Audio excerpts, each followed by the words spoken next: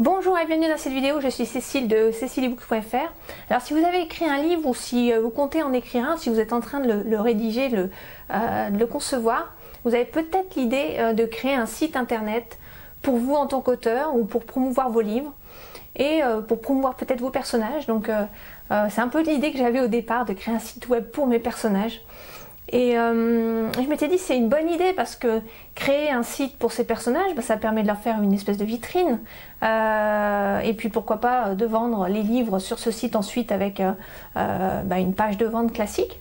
Je suis allée voir un petit peu ce qui existait sur les sites des personnages connus et on peut télécharger sur ces pages des applications de jeux, on peut télécharger un certain nombre de petits goodies pour les fans.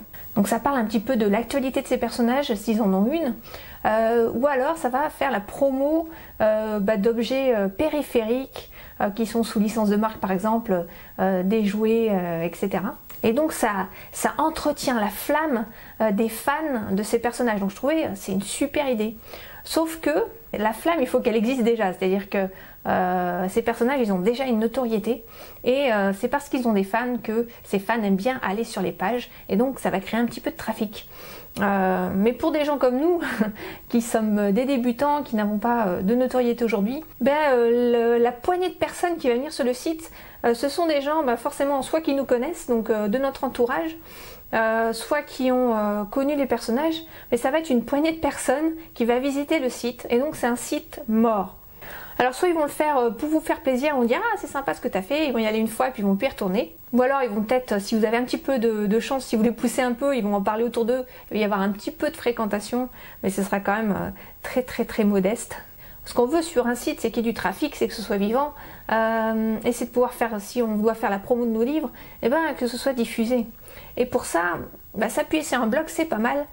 C'est un bon point de départ parce qu'on sait qu'on va pouvoir l'alimenter régulièrement et le faire vivre. Mais ça suffit pas, parce que si vous faites un blog sur vos personnages, là aussi, par politesse, il y a des gens qui vont venir, vous allez parler peut-être de quelque chose qui intéresse encore une fois une minorité de personnes, et votre site il va pas être très vivant.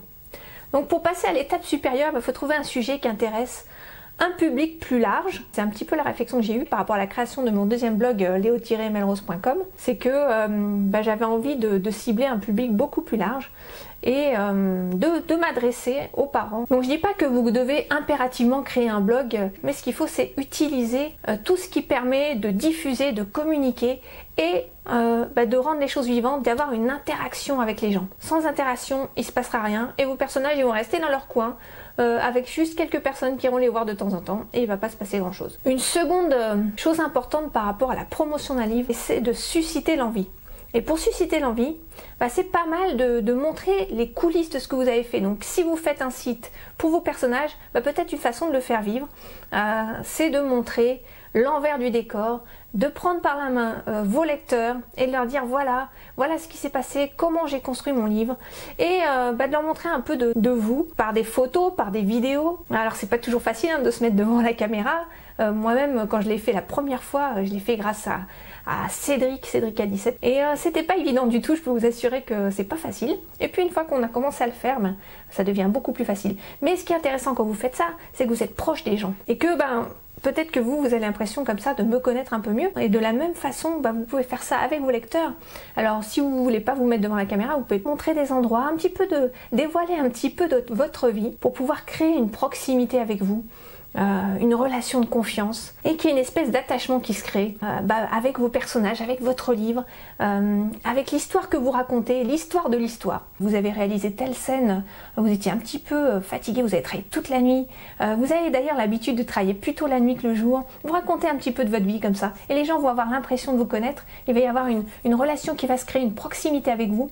Donc c'est quelques petites clés pour vous permettre de susciter l'envie et de casser cette espèce de distance qui existerait également si vous créiez un site web classique que vous alimentiez simplement de temps en temps. Voilà, donc j'aimerais bien que vous me disiez en commentaire ce que vous en pensez, ce que vous comptez faire pour lancer votre futur livre et je vous dis à très bientôt sur ceciliebook.fr. Ciao.